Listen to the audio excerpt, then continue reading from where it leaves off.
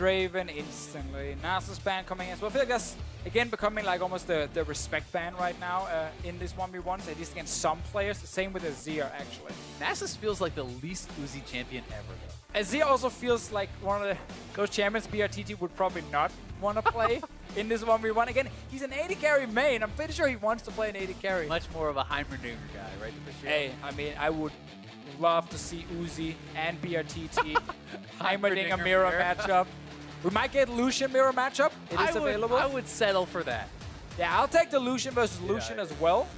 Could also be Varus from both these guys. Can an 80 carry not made his way in just yet? Maybe Still haven't seen MF either. True. And MF is something that I think a lot of people were expecting with how annoying it can be to lane against with the E proccing comment, pushing you out, and also the threat of the Q pass-through. If you can ever hit that on someone, they essentially have to leave lane. Well, Pantheon taken away as well. So brTT clearly afraid of some of these, picks like Pantheon and Nasus, and not necessarily what Uzi can play in terms of his own 80 carries. There's nothing there he feels like he needs to ban away other than, of course, like Caitlyn we mentioned earlier, can just be so annoying to deal with. Well, it can simply be something where if brTT has not practiced against those champions, he does not want to risk getting caught off guard. At least if you give them a Varus or an MF or something like that, it's a champion that you're going to be very experienced against. It's a champion that you're going to understand what it can do, what it cannot do, and we are going to get the first MF, as we had just talked about. It's going to be an MF mirror match. I don't know if this was planned out or if it's just the luck of the draw, but yeah, I didn't see them talk a whole lot, so it might just be both players deciding that it is time for MF. She has been banned in some of the games, but this should be very exciting. If you get hit by that one big double up, oh man, it is so scary with the amount of damage you can deal in the early game. And as you say, if you get that double up, if you don't know how it works, if you actually kill the minion you first shoot it through, it will bounce through and deal extra bonus damage. So if you can set that up, if you can have those ranged minions at low HP, it really does force your opponent's hand on where they can and cannot stand. They have to be very cognizant of the pass-through at any time. That really can be game deciding. And as they were hovering it, brTT was bringing the heal where Uzi was bringing the exhaust, so some differences in playstyle there. If brTT could keep the distance, the exhaust obviously is going to be much less effective. But these guys could have very different approaches on how they want to play it based on their rune setups. Based on, is it going to be an E-Max and trying to stay away and poke your opponent out and win on CS? Is it going to be a Q-Max, someone who wants to try to get in there and actually look for brawling? I just want to see two players here hit level 6, ult each other in the face, and we just see who dies first. You just got to have the Western duel. They both walk out to center. It would be amazing. They turn away. Ooh, brTT right here starting Doran's Blade instead of the Longsword 3 potions. Definitely will hurt him a lot in terms of overall sustain early game. It certainly does, but if you can actually survive, if you can actually keep up in health and get a good base off, the Doran's is more effective long term, right? It is obviously very valuable. We can see Uzi rush something like Lethality if he wants to get an early serrated Dirk. That's going to be an option for him, but brTT yesterday did pick up a couple Doran's Blade, and that's likely what we'll see again from him here. Obviously, a bit of extra HP for him compared to Uzi with that pickup, but again, I think Uzi is happy having the advantage in terms of potions, because again, we are expecting him to trade fair even against each other. So Uzi actually gets the first hit and some extra damage right after with Make It Rain. Yeah, both players are starting E. brTT definitely taking the worst of that. And MF's passive is also pretty interesting here because the first auto within a certain amount of time is actually going to deal extra damage there. So if you get that one auto trade and then reset your passive on something else, it is going to give you a big advantage. This is such a good start right now for Uzi because he's okay trading potion for potion when there's only one on the side of brTT. brTT's pretty healthy so far, though. He actually did get a pretty good He just got a very good one. Just as I started talking, he just decided to turn around. Level 2, though. Got to back off, and look at that Q. Already, the double up getting a lot of damage down there. brTT does need to hit level 2 and is out of potions, so now he's getting pushed in. And if you have to base after getting pushed in and poked out, you're not going to have a lot of gold to actually work with if you can't farm this out pretty well. We'll see how he does. Yeah, also early game mana issues for MF is very common. Oh, the double up pass through. So if brTT is forced to start using mana on CSing on the turret here or trying to land some poke that is pretty difficult to actually connect onto Uzi because there's so many minions, well then suddenly you might actually find yourself running out of mana. And you'll see how important the positioning is. You can see brTT moving away from those range minions because a pass-through would be death at this point. He needs to be very careful. He's actually standing behind some pretty low HP minions there. A little bit of a lucky timing right there for brTT though with the spawn of the heal. The fact that Miniwave had just actually pushed back Uzi's wave, so he had to leave. Important, brTT picks that one up, but as we saw here, the potions have been traded. Yep. 3 for Uzi means he's now sitting on basically full HP. And now, oh, he gets a Big pass one. through, and if brTT can have a good trade like that, this could be the all-in. brTT so low right now. Uzi does have enough mana for double up.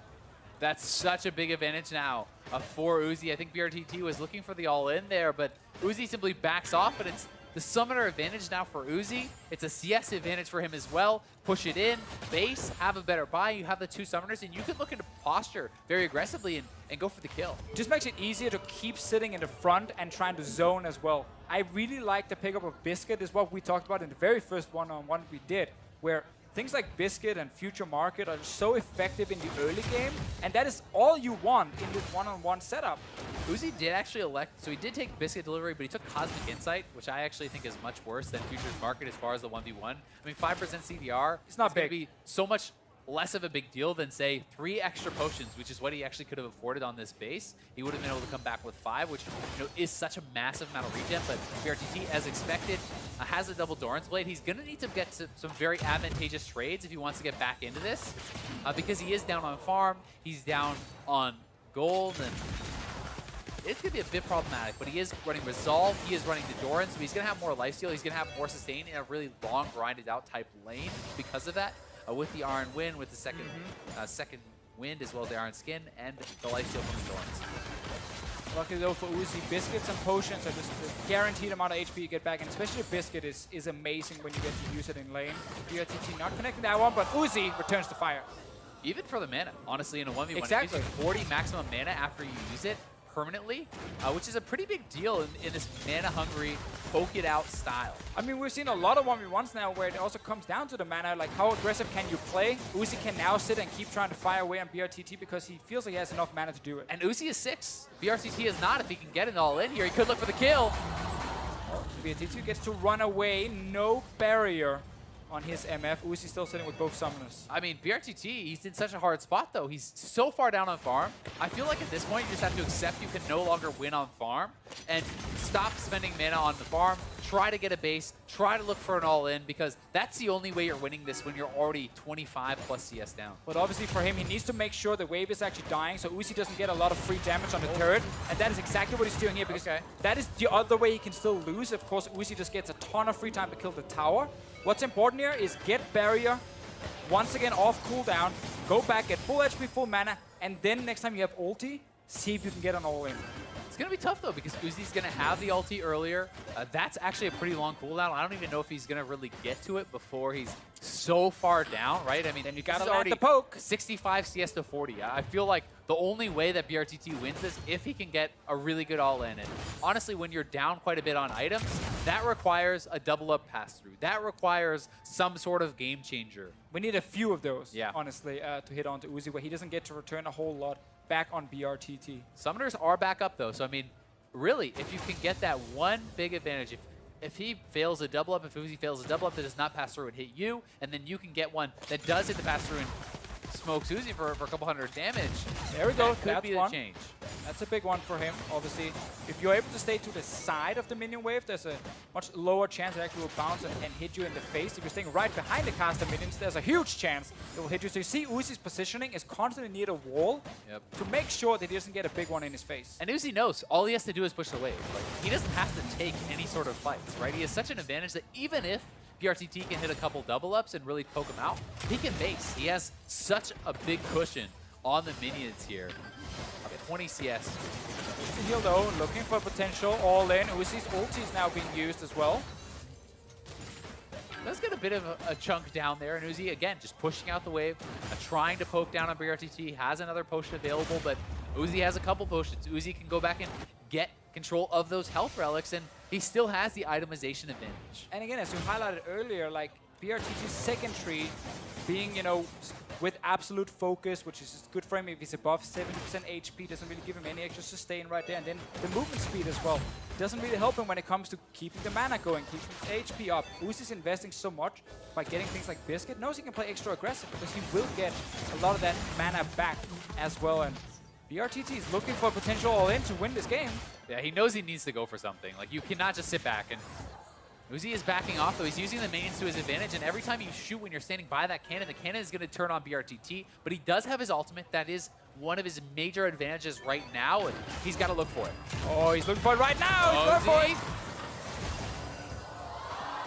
Oh, so low. brTT is trying to get out of there, but is going to have to base. It looks like he survives, but Uzi needs only 2 more waves. He's already at about 90 CS, and with brTT going back to base, you have to feel like it's pretty much wrapped up. It should be over right here. Uzi knew he just had to dodge the ulti. He walked straight out of it. Still had both defensive summoners he could use.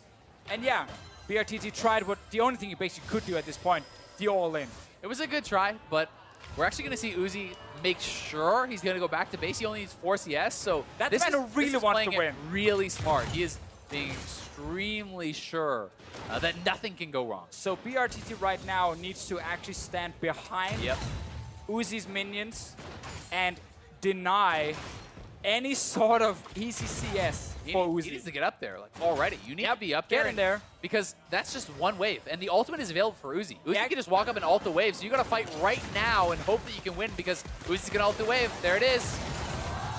Nothing you can do at that point, but obviously the only thing at the end is don't actually even push the wave. Yeah. Just walk by it, keep your own minions far down near the turret, but this was lost earlier. Yeah. When we had smart choices from Uzi. I love Biscuit in this one-on-one scenario here. I think Longsword 3 potions is also superior for just early sustain, which is so key when you have these traits level 1, level 2, level 3. And most of the time, brTT just found himself lower on HP compared to Uzi, and therefore he couldn't really go for any early all-ins. Yeah, and then it means when you're backing off, you give up the wave. The wave is getting pushed in. It's very hard to see us under a tower, as we've seen time and time again. But I agree. You have to think about it in terms of effective HP. That is so much of what the 1v1 is about, and here is the final play as Uzi. He had the ultimate available. There's only 4 minions there. Quick and easy ult, finishes off the game, but you're thinking Longsword 3 pot. So it's 150 health back that you're getting from each potion, right? That is 450 health. How many autos is it going to take for the Doran's Blade lifesteal to make that up? There's so many, and it's very unlikely that you will be able to actually get enough out of that. Likewise, that's why I think Futures Market is so good, even though we've not really seen it except for PoE. And he did lose, but I still think that was really, really smart.